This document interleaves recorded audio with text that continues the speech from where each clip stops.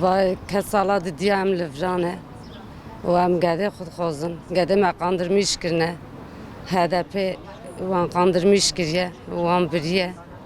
Ji üniversite birine gade min. Ez naçım jivra. Hatta ne ki güneyinin çava birine bira disa geri veynin ji. Ne şeva me şeva, ne roja me roja. Em jivra naçın. Va 6 sal qad. Va 6 sal qad. Ya hiç haber ki jene girtiye.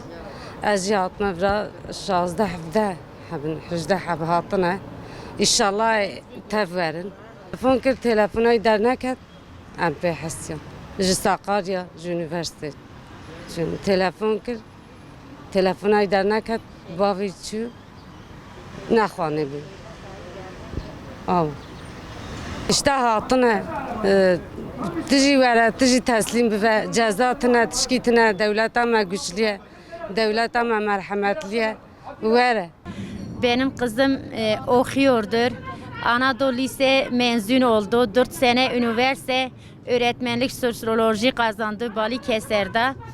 Benim kızım çarşamba günü işe gitti. Çıkışı verecektir. Gelecektir. Pazartesi günü Balıkesir'e gönderecektim. O gün bugün kızım ortalıkta yok. Ben 7 sene oldu kızım. 7 sene de peşindeyim. 2 ay sonra televizyonda Suriye'de Kobani'de gördüm. Sonra kalktım Sürücü'ye gittim. Sürücü'de 10 gün camide kaldım. Hani dedim Suriye'ye geçin bırakmadılar. O gün bugün ben kızımı peşindeyim. Benim kızımı İstanbul'da buraya getirmişler. Burada 1 ay tutturmuşlar, sonra dağa göndermişler.